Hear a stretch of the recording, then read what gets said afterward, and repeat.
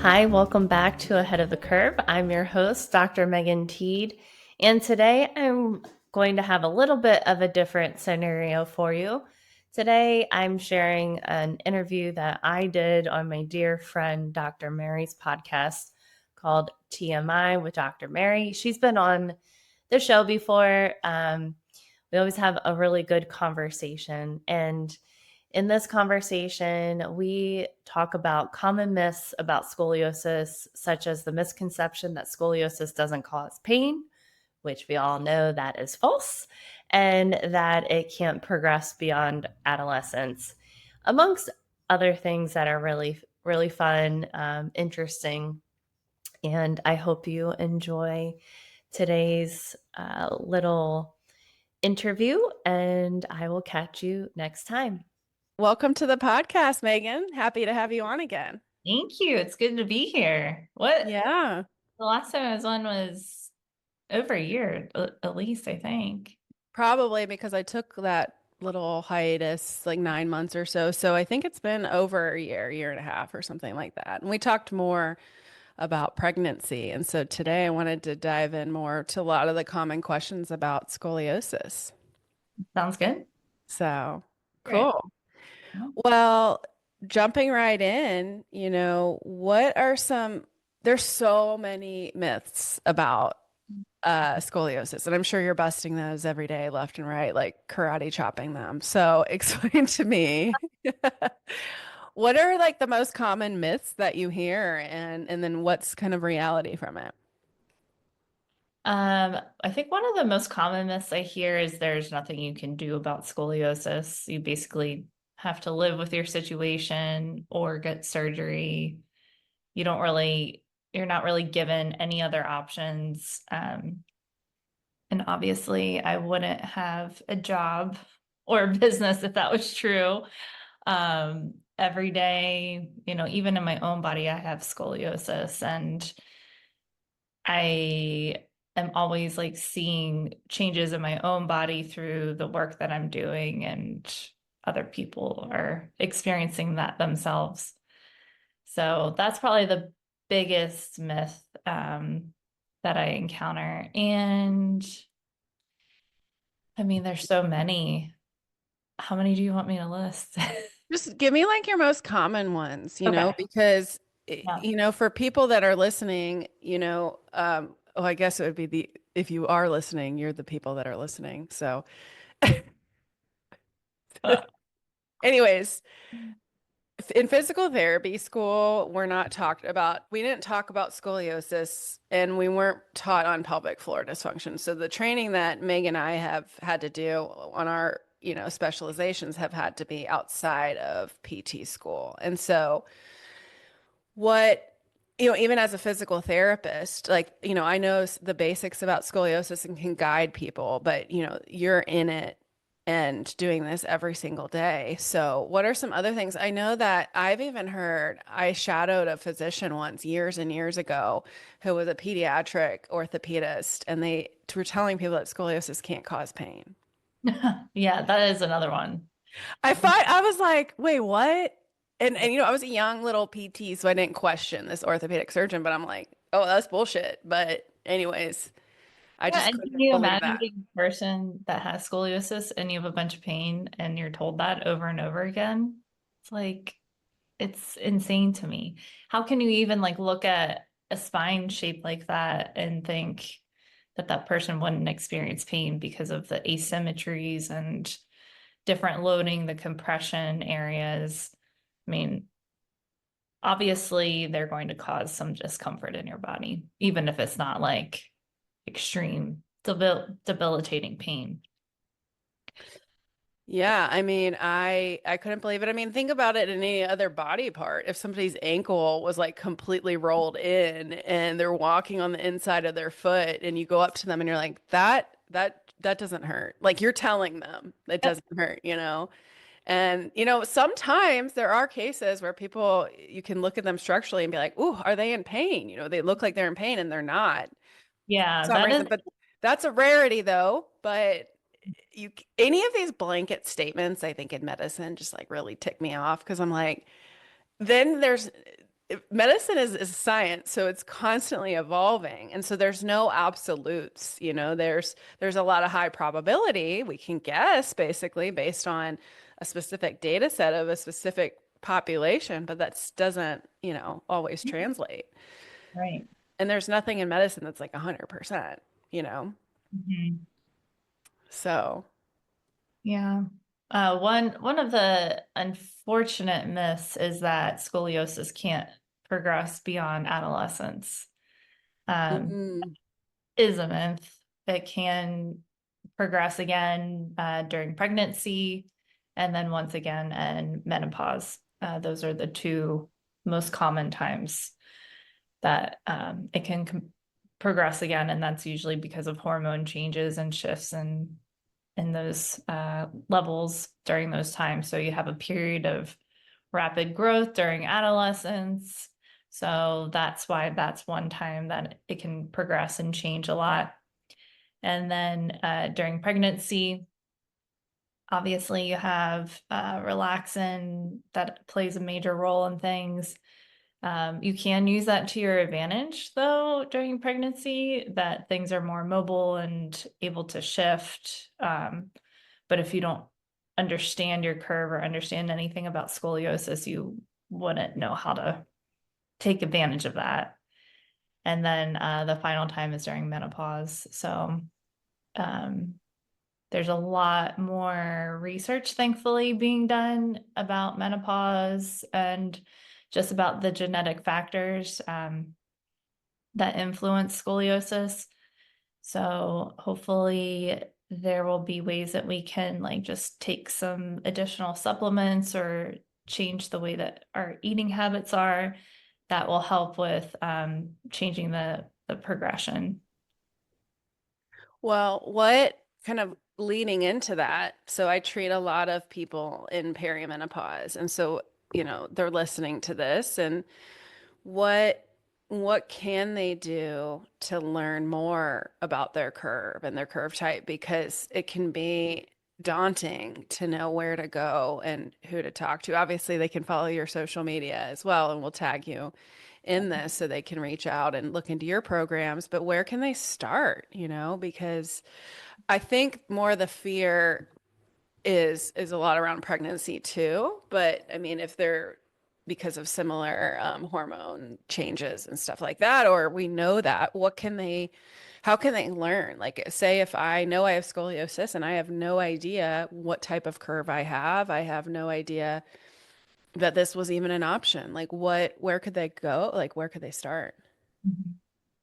I would say looking locally is a good idea, doing a little search and seeing if you do have any physical therapists who specialize in scoliosis local to you.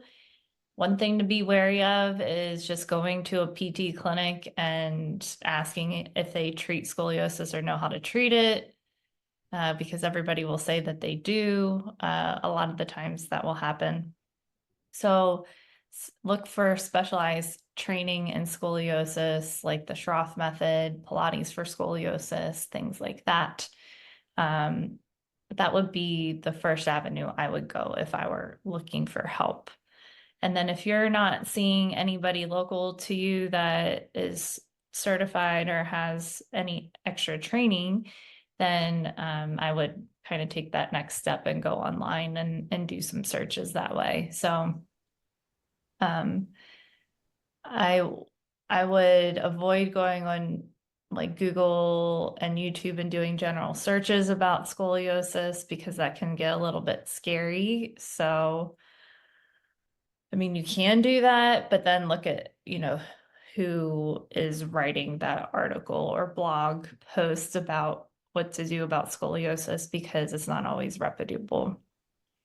Yeah, it's discernment. I feel like there's so many people that can put stuff out there now. I've seen a lot of people that are apparently pelvic health specialists and they're not, and there's no medical degrees. And some of the stuff might they be saying might be okay, but it's like we're in an era right now where there's a lot of misinformation. I don't know if you've been seeing like some of these there's like three different documentaries. I mean, this is kind of like a deflection of it, but it was like three different documentaries on people faking cancer. I don't know if you've Yes, seen this. looking to watch that. It was like apple cider vinegar was one or I something. just saw that one, and then there's another one called Scamanda or something, and Okay. she fakes the cancer that I had, and I was like, "Oh my God, didn't know you could monetize that. That's crazy. Like that you would even do that." But then they've set up like these protocols and stuff, or I don't know exactly what it is, but I think a lot of people were believing them and following them, and just because somebody has a lot of followers, like Yeah. sometimes that does It does not. not translate. Yeah. You can also buy followers. I don't know if people know that. You can buy them, you can buy comments, you can buy likes. So there's a lot of information misinformation that can be out there. So looking to see if people are medically qualified, what their degrees are, whether it's physical therapist or chiropractor or physician or things like that, that they have a license as well. Yeah. Yeah. And I would say when you are reading the information, make sure that it's not just like these black and white statements, sweeping statements, like all or nothing type of things, because that's usually false. I think You know, that, yeah, that's for most things, I feel like. there's But yeah, so much these. variability person to person, and um, yeah, any medical condition is not just a black or white type of situation. Or the sweeping statements like, my program will change your life. And I actually, oh my gosh, I was just at the gym this morning. It was like, lose 15 pounds in 30 days. And I was like, you guys, it is 2025. Like, it is 2025. Like, the world's on fire, and you're telling people to lose weight in 15 pounds in 30 days. It's like, if you're doing that, it's all water. Right. And it's just, All going to come back, unfortunately. yeah, if it sounds too good to be true, it probably is. It probably is. And hey, I've seen a lot of people make drastic progress in my practice, and I'm sure you've seen the same, but it took time and it took effort and it took like a continuous process of doing that. So any of the sweeping statements, have you seen any like in particular, like specific ones like, hey, your spine will be straight in 5 days if you do these? Yeah. Well, it's Oh like, no. oh yeah. Oh yeah. Ugh. And there's a lot of braces out there that say that it's going to straighten your scoliosis. And if anything, I mean, it'll weaken you because you're not using your muscular strength to support yourself. So you're relying upon that external support. And I think if anything, it worsens the situation if you're wearing it all day, every day. Um, but that, and yeah, there are people out there. There's, I don't know how legit this is, but there's like some sort of machine thing that people go and they use that. There's this guy that used like a mathematical formula for their scoliosis, and I'm like, I don't know enough to say yes or no about it, but to have results happen in um like a week or two is pretty unbelievable. And if you do get results, I don't think that they're going to stick. Hmm. You're getting them that fast. It's hard. So many people ask me about different things. They'll be like, "What do you think about this gadget or that gadget?" And I'm like, I literally, I can't keep up. Like, I can't. And I am, if something works, like, let's see if it stands the test of time. Like, I am all about it. But there's so many gimmicky things that I've seen over the years. Like, even just in pelvic floor physical therapy, it's like, hey, I saw something posted the other day. This person was like, program's better than in-person PT. And I'm like, you just put down the entire profession. Like, be careful, like, and if somebody's putting down an entire profession, and I mean, hey, there's good and bad PTs, there's good and bad every profession. And so, but to blanket, like, put your whole profession down, that's also something to consider. And so like this is the discernment part of like deciding like who do I want to listen to? Do you resonate with their marketing? Is it very fear-based? Does it seem too good to be true? I think those are some big ways to kind of Mhm. discern like, hey, is this person right for me and is it not? because when you're in pain and you're scared, you're vulnerable. And when you're vulnerable, that's when Yeah. it can be You can't get easily taken advantage of. it. Yeah. Yeah. The amount of things I've been seeing about like, this will help strengthen your pelvic floor and do all these things. I'm like, the issue is that we're so stressed that our asses are tight. Like, it is just, It's so true. And that's the case with scoliosis too. I mean, yeah. you're having so much tension and stress in your life and in your body. It's going to perpetuate the things that are already tight and wound up. It's going to make them worse. Hmm. I never cease to amaze you, probably. Uh, yeah, so with that, I mean, you kind of jumped into the braces and stuff. So when would somebody want to use a brace? And following that, when is it time to consider surgery? When should somebody consider a brace and or surgery? In adolescence, it's a very critical time to take action with that.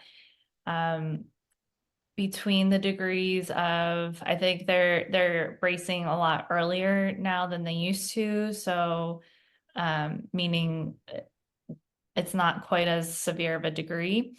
So 25 now is about the degree that they'll start bracing adolescent people. And there's all sorts of different braces out there. Usually a firm brace is what's going to be the most beneficial, firm brace that's three-dimensional.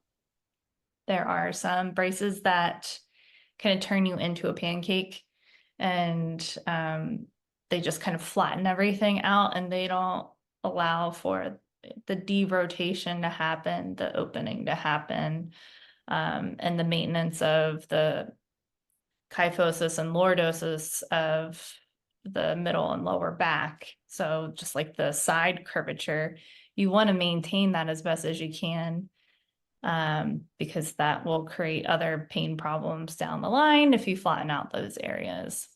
So wait, so some of them are only front and back, Mhm. even though the scoliosis is literally side to side. Oh, interesting. This is why it's important when these gadgets and these things is to Yeah, see because I mean, how would that straighten? That would only help somebody's upright posture. It wouldn't help the curvature. right. Yeah. It makes sense. And yeah, so that can be problematic, and even not putting your brace on correctly can be problematic too. So like if you don't have it tight enough, your curve is going to try to escape wherever those openings are. And that's a good thing if the openings are in the correct positions, but if they're not in the right spots, then it can make things a little bit more tricky. And then for an adult who is looking for a brace or curious if a brace will be helpful for them, I generally recommend those if you are a person who can't stand for prolonged periods of time, get your housework done without excruciating back pain, and it's really limiting you that way.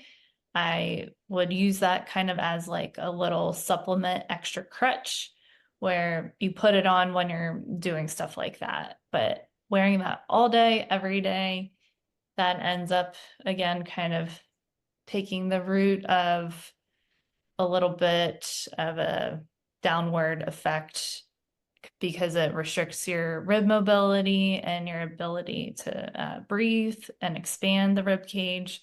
And then that just increases your anxiety and increases your pain levels.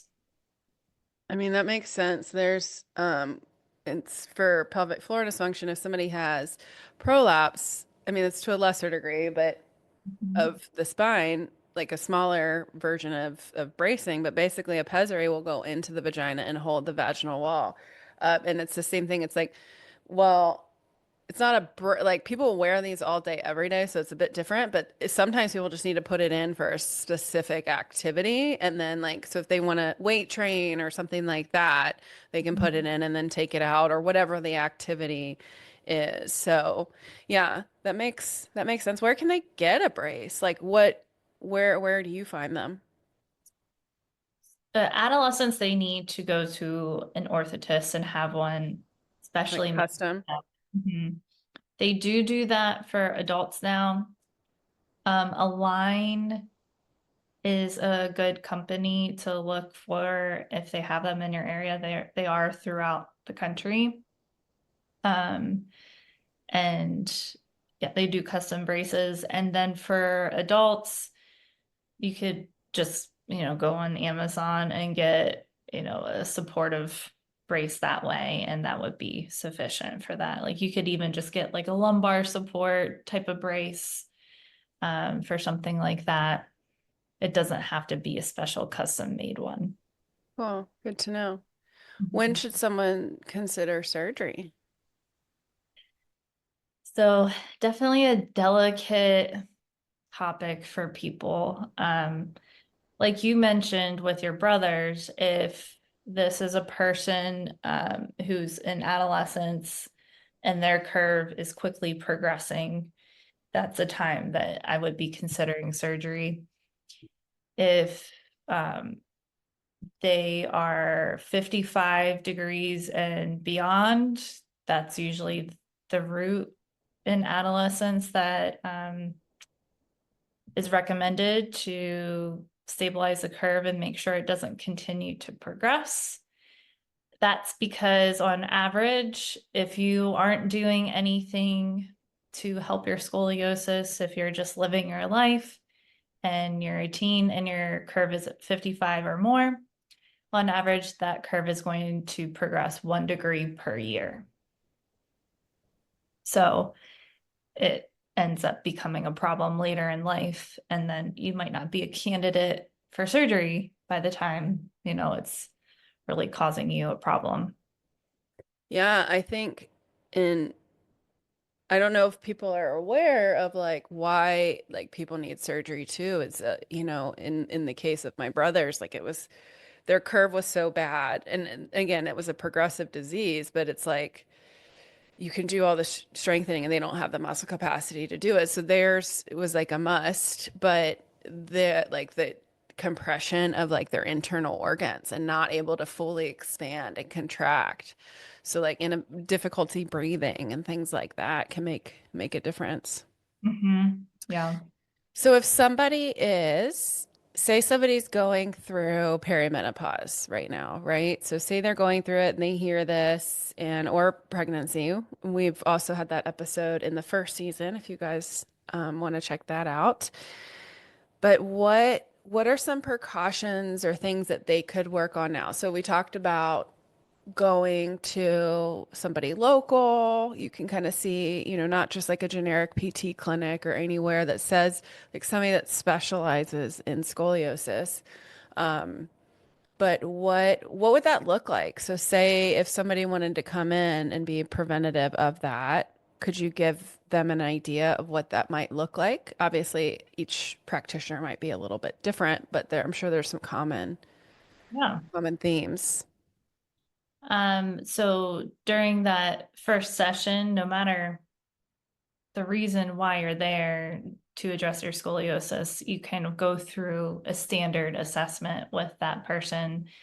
We take a look at things like your rib expansion, your lung capacity, just getting some baseline measurements for that. The rotation that you have of the spine. So that means when you bend forward and you reach for your toes, that's the prominence that you see pushing out into the skin. So we assess that because that can actually improve with exercise specialized for your curve. And we take strength and balance measurements, baseline photos. And that one, that can be a challenge for people to see their backs, because who holds a mirror or like takes photos of their backs? So a lot of people haven't seen their own back and maybe ever. Um, so that can be kind of a hard thing to walk through during that first visit, but it is important to have an understanding of where you're starting from and having that awareness so that you can begin to make some changes. Yeah, it's one of those things I feel like there's just like this delicate balance probably of not scaring people, but also like they're need just making them aware, but also empowered, but also not like, hey, like this is fine. You know, I feel like I struggle with that sometimes in healthcare is like, hey, how much to get people concerned, but not so much that they're just panicking. And so I find that that's a delicate balance when it's something can be severe. And I'm going to throw this out there that sometimes if you go to a scoliosis specialist who doesn't have scoliosis, it can be hard. It um it can feel um a little bit like a personal attack at times because that person has a symmetrical spine and then they're analyzing like all of these things that you're doing wrong, um, the way that you're holding yourself, it can be really challenging. I actually just had a client of mine who's a PT.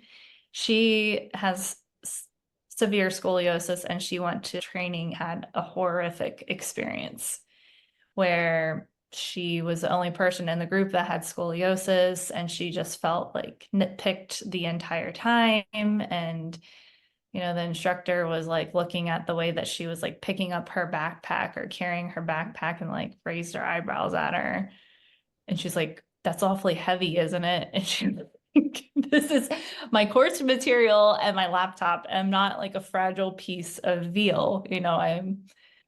I like to snowboard. She likes to snowboard. She's a Pilates instructor. She's a very active person. So she was like, I'm really grateful that I worked with you before I went into that experience because, you know, you understand. And then you also like kind of prepared me for a lot of what I went through during that time. So, um, yeah, I don't know how to take that or how Well, to I say think it I a think different it way, but I think it's important to note, I think every condition can be a little bit different. I know that I've heard people say with pelvic floor PT, like, hey, I don't want a PT that hasn't had a child. And obviously it's different, right? But like that kind of was a dagger into my heart because I struggled with infertility and after cancer, I'm just like, I'm good. I'm not having kids. But when you're actively in infertility and you hear people say that, it's like, oh yeah. man, like that's a dagger just because I didn't have a child. Meanwhile, I do see though how it's different with scoliosis because it's like, scoliosis isn't necessarily like some people accidentally get pregnant, but some people choose to get pregnant too, right? So there's in that, and Yeah. it's, a 9-month period versus like scoliosis is a lifetime. And so I could totally see how that I think it's just a lack of being trauma informed, to be honest. I For sure. think that we have an issue in healthcare where it's so easy to do that. I mean, even in pelvic floor training, right? We'll do pelvic floor assessments and people start talking about somebody's vagina literally in front of their face and be like, well, this, I feel this and this. And then you're like, is there something wrong with my vagina? Oh God, I can't even, my vagina's not even right. Even have a vagina that's correct. What's going on? And I've heard the instructors be like, you guys have to be careful. These are people that we're working with here, even though I think for some reason when you take these trainings, people just think like, oh, everybody's fine. Like we're all practitioners. No, we're all human beings with heightened emotions right now because there's a lot going on in the world and everybody's processing a lot right now. And so add on any criticism and it's not, yeah, that's not great. No. And I think it's exactly what you said in that non trauma informed is super important. And also there's nuance to what you learn in a continuing education course. You can't just copy and paste with each person the material that you learned. You have to use your critical thinking brain and think, okay, neutral spine isn't um, sustainable to maintain the entire course of the day, which that's what you're taught in a lot of these scoliosis specific courses is neutral spine all the time. So what happens when that person wants to go and play their sport or go dance ballet, do something they love? Are you going to sit there and tell them that they can't do that anymore? Because that is a lie. And, um, that's going to make things worse because the more inactive you are, the more that scoliosis is likely to progress. Yeah, it's a balance because it's like I do think sometimes actually when I when I learned dry needling like 13 years ago, the instructors were very Seems like like a long time ago. yeah, I started Like needling the like first right. person I was like the back I then. invented it. I just took the needle and just started no. I think like because I'd moved to Austin 2011 and took the training at the end of 20, well, it was beginning of 2013. So I guess it was 12 years. Maybe I lied. So yeah, needling for 12 years. But the first training I took, they were like, just stab the muscle until it stops contracting. That's what they said. Like, just put the needle in and keep going until the contraction stops. And when I started doing that, I was like, everyone's flaring the fuck up right now and they're blaming me. And I'm not, I'm a Yeah. new grad, right? So I'm listening to what I'm supposed to be doing. But then I go, no, no, no, no. So I toned it back and was like, no, I'm going to go into the muscle, get the twitch. How do they feel? Great. Okay, next area. I'm more gentle with it, but I had to kind of distill what I had learned about how does that actually translate into practice? Right? You can needle somebody over and over, but that's just going to cause the same issue. You're just retightening the muscle again versus sticking a needle in it and allowing it to contract and relax. But sometimes yeah, it's interesting when you go to these trainings and stuff too. Yeah. I went to a trauma healing training about somatic healing a few months ago, and it was not trauma informed at all. And I was like, this is Crazy to me. That's a big thing too, is sometimes the trainings are not trauma informed, which if people are getting into trauma to help people with trauma, they've probably been traumatized themselves in some capacity. So then they're working through their own stuff so they can hold space for somebody else. And so, yeah, that's interesting. I just went on a ramble. No, it's okay. Yeah. It was all connected. It is because, well, it's like it sounds like scoliosis, like you. It sounds a bit more like pelvic floor physical therapy too. And it is very intimate and it's very, feeling aligned with your practitioner, feeling like you can talk to them and you're not being judged. And if you feel like there's that, maybe some open communication and seeing, you know, and seeing Yeah. how they react. And that's the tricky thing because there aren't very many specialists. So it's almost like you get what you get and you're trying to find somebody in person.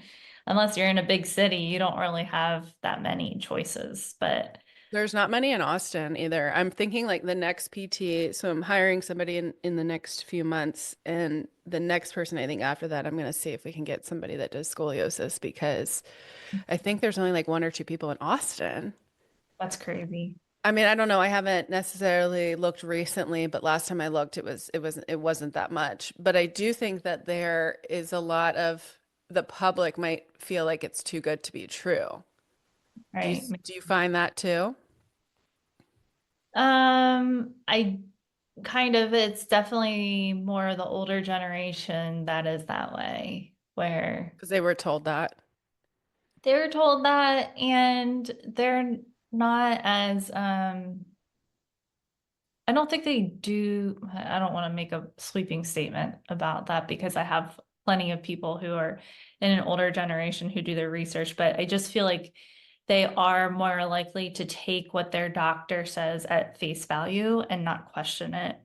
Whereas our generation, we're like, yeah, no, I'm going to, if I don't like what I hear from my doctor, I'm going to continue to search for an answer that suits my life and suits my goals a little bit better. Yeah, it was a different time. My parents are like that. It's like you have to, that's the discernment too. It's like, okay, that's one person's opinion. And now who else can you go to? And so it's yeah, it's definitely interesting how each generation has, handles their health in different ways because something it wasn't acceptable even back then to challenge your doctor. It's not like you need to challenge them and be an asshole about it. It's just like, hey, what are the other options, Yeah. And Hmm. seeing that. So one of the other things that I've found and want to know your opinion of this is I've seen some emerging evidence on how potentially low progesterone can cause scoliosis. What are your thoughts on that? And like, just tell me what you think about all that. Yeah. So I just actually did an interview with someone. His name is Dr. Mark Morningstar, and he's doing a lot of research on genetic components and factors that influence the development of scoliosis. And there's two genes that came up over and over again for being a higher likelihood of developing scoliosis, and that's I'm going to mess it. MTFR. It's MTHFR or something. Yep. Yeah. MTHFR and COMT. Um, and both of those influence, like if you have those genes expressing themselves on that person, then they have a higher likelihood of developing scoliosis and that scoliosis progressing. So like he was talking about, and I'm like really terrible with a lot of this stuff, like remembering like the different um Genetic and genetic hormones and component. Yeah, yeah. yes. It's a whole, I had to bring somebody on Yeah. to explain like estrogen dominance because I was like, I need you to break this down so then and then tell, people because this isn't I can help people with the symptoms, but this is a whole nother realm, right? Yeah. And it had more to do with melatonin and with estrogen. Oh, Uh, okay. so being lower in those two things, lower in melatonin and actually I think higher in estrogen. So I don't know if that works inversely with progesterone. Oh, okay, wait. So they have high estrogen and low melatonin? Definitely low melatonin, and I can't remember what it was for estrogen. I can't remember if it was high or low for that. Okay. Um, Yeah. Well, have you seen anything on progesterone? I've I've not. Okay. Um, that doesn't mean it isn't a thing.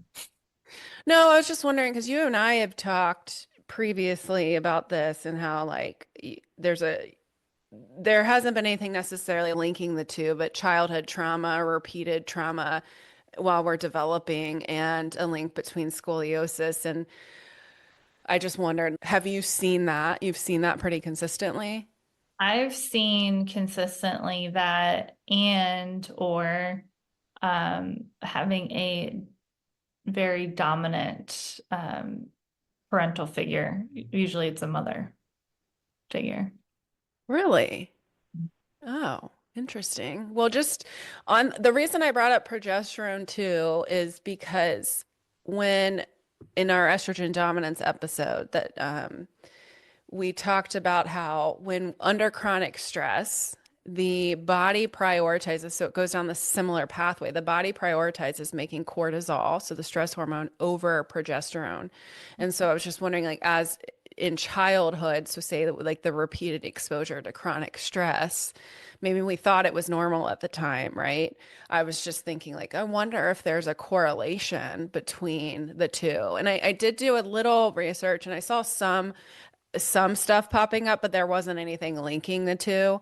And I think because we just don't know as much about hormones as we thought, and I think that there's just a massive amount of research that still needs to be done in understanding how hormones affect these symptoms. But it's Yeah. just, what are some other correlations that you've seen? a higher incidence of people developing scoliosis with certain sports like gymnastics and ballet or dance.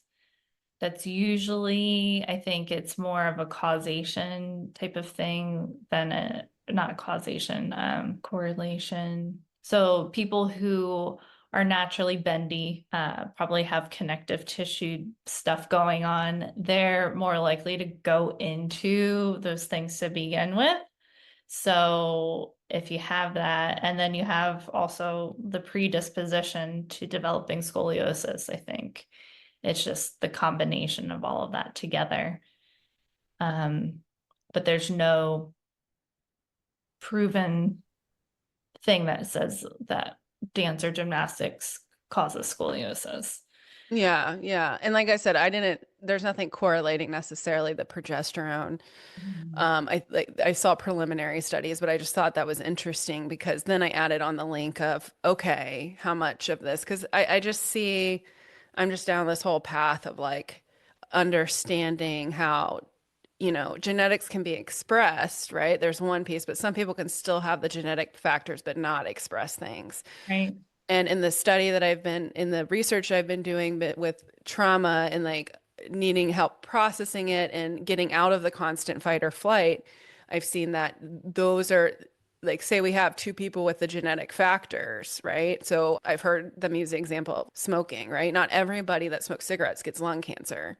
Right. There's a high correlation, but if one person has smoked cigarettes and they have like a supportive partner and their family and they have great communication and support system, and then you have somebody else over here that smokes and is isolated or maybe has dealt with significant trauma that they need help processing and understanding how to move through it, this person's more likely to express it. And so there's just stuff coming out about, okay, well, why in genetics some people have stuff and others don't, right? Because there's multiple factors. And so Yeah. I just think it's interesting to kind of start looking into all of that. And that's not to like say, oh, your childhood trauma like caused scoliosis. It's just more of understanding like, hey, how much the body processes trauma and like what can we do to kind of help with that too.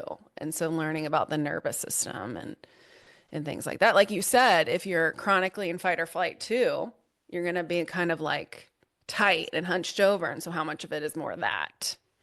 Right. Right. And you're internally winding yourself up. Mm-hmm. You're trying to protect yourself and guarding from whatever that trauma is. There's a commonality here, and maybe there's not research on it yet, but it is interesting to start observing those things. Yeah. So what are your thoughts on, okay, so if somebody's listening to this and they're like, hey, I have scoliosis and it's not that bad, but how are exercises for scoliosis different than kind of like generic PT exercises? Scoliosis exercises will take into consideration what your curve is doing. So when you're going for generic PT, if you go in, usually you have to have some sort of symptom or pain in order to get there. So they'll give you generic low back pain exercises or shoulder or neck, like wherever you're having that pain point. And that PT won't do an assessment of your curve first. That's with generic PT. With a scoliosis specialist, they're going to educate you about your curve, what your tendencies are in standing and sitting, that are potentially feeding those asymmetries that you have baseline. And then they'll teach you strategies for countering those asymmetries. What I found to be super important that I've made a tweak and adjustment on and through the training that I've done with scoliosis is instead of right away trying to force that person into a different shape than they currently are in, we need that permission from the nervous system first to actually make those changes and adjustments.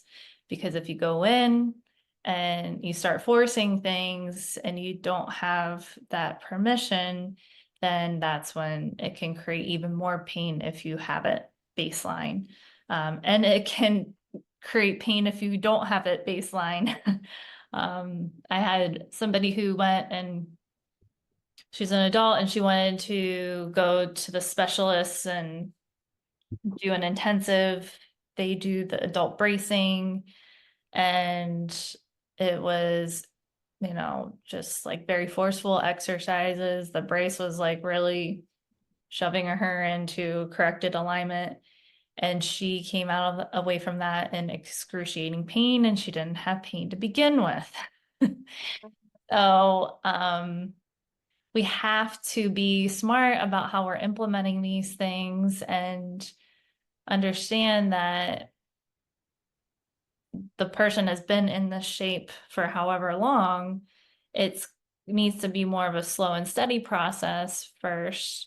Take a look at areas of restriction all throughout the body and see how you can teach that person to release those areas independently without your hands on them.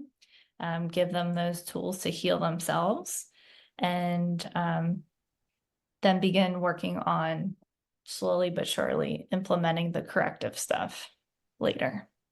I like how you brought the nervous system up with that too, because it's like kind of what you were saying. If you have a practitioner that you feel like there's just it doesn't feel right, maybe they're not understanding, or you just feel something's off, right? Your muscles are going to be tight as well, and then forcing somebody into something. I mean, I've even seen it just from like a lighter degree of like even when you put like a heel lift in somebody, they'll put in like a heel lift right away, like something drastic. And I'm like, you've had that. This is why I have an issue sometimes and I have a question with leg length for you. But say somebody doesn't have scoliosis and they're immediately put in a heel lift. I'm like, well, if you haven't had pain for 40 years and then all of a sudden you have back pain now, I'm not going to put a heel lift in you. If you've had pain your entire life, and this is just ongoing, I'm like, let's consider this, let's try it, right? Because sometimes it also can be muscular tightness as well. But even so, even if it's just a little bit and then they go and wear it all day, they flare up. So it's like a little bit kind of at a time. It's like new shoes, right? Yeah. So what are your thoughts on why can't I get my words out? Heel lifts. Heel lifts. Yeah. They are definitely overprescribed with scoliosis, and you want to make sure that that person actually has a true leg length discrepancy and difference. Most people with scoliosis, it appears like we have two different lengths of legs, but in reality, that's not the case. It's the rotation of the pelvis, it's tightness in the tissues that are kind of pulling the innominate up into the torso and causing that to appear like there is a difference. So actually taking a true measurement and seeing, hey, does this person have a leg length difference or not? And then if they do actually have a difference, starting with as small of a heel lift as possible, like you said, little insert, like just a generic Dr. Scholl's thing that you slip in, and see how they respond to that and see if that actually helps to balance things out. But usually it's not a true leg length discrepancy. For those people that don't know, gold standard of a leg length is going to be the standing x-ray, but nobody really does that. So you measure, well, the PT or healthcare practitioner, chiropractor, or whoever you're working with. It's the part that you can feel on the sides of your hips, like right in the front. And then you measure it all the way down to the top of your inner ankle, that little bone right there. And you can at least get an idea of that, even if it's just a little bit, but it will look like you have a leg length, but it's actually the curvature of your spine. So in essence, if you did put a heel lift in there, wouldn't it just reinforce the curve more? Yes. Yeah, Yeah. so you want to be careful with those as well. So, Mhm. yeah, well, if you want to, well, I'll just kind of summarize a little bit of what we said today, and then I'd love to, have people know your services. So, what we really went over today is, the common myths about scoliosis, when someone should consider surgery, understanding like when to use a brace in childhood or in adolescence versus adulthood, how finding the right practitioner is important, not, finding somebody that's scoliosis specific, and how sometimes it can be that being careful with a certain practitioner because it can feel like there's potentially judgment or forcing things faster than they need to be. But that can be hard because there's not a ton of scoliosis specialists. And so in that, just learning more about your curve so that way you can understand and help prevent progression. And then we talked about some potential associations, things that we've noticed that's not necessarily confirmed in the research, but just something to be aware of with hormones and how that can affect it, and leg length discrepancy, and how not just everybody getting a heel lift for that and then easing into the exercise because this is going to take time. Actually, before I jump into that, you did say that before you jump into your contact info, you did say that every year it progresses like 1%. And so have you seen that it kind of halts and stays where the curve was if they continue with more scoliosis specific stuff, and have you seen that reverse at all? Yes, so definitely a higher likelihood of that halting, the uneven loading of the spine, and there is a chance that it can reverse. I've seen it reverse like about 5 degrees for adults on average. Um, as long as that person doesn't have osteoporosis, usually that's another indication that things are going to continue to progress if you're not addressing that as well. Gotcha. Yeah. And there's a lot of stuff you can do for osteoporosis too now, and understanding even just beyond medications, just understanding how to weight lift, diet, a variety of different things. I'll have to have one of the PTs that specialize in osteoporosis, but with a lot of the research too is around like loading joints and getting us stronger. So that way the bones get that input of, hey, we need to build more bone. Yep. So, if you want to tell everybody where they can find you, about your podcast, and then your upcoming programs. Sure. Yeah. You can find me. I have a podcast called Ahead of the Curve that's on Apple, all the different podcaster apps. And I have a YouTube channel that is also called, no, it's called The Scoliotherapist, but I have my podcast on there as well called Ahead of the Curve. And you can find me on Instagram. I'm the Scoliotherapist there.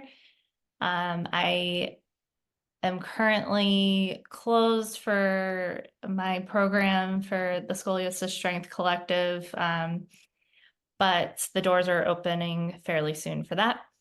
And I have a free training coming up. I don't know if this will be released before or after that, but it is March 9th and March 13th. It's called the Curve Lengthening Lab, where I teach you how to safely lengthen your scoliosis and your curves without increasing your pain. I love that. This won't be out by then, but will they be able to access that? Like, will you have it? It'll happen again in the Okay. fall.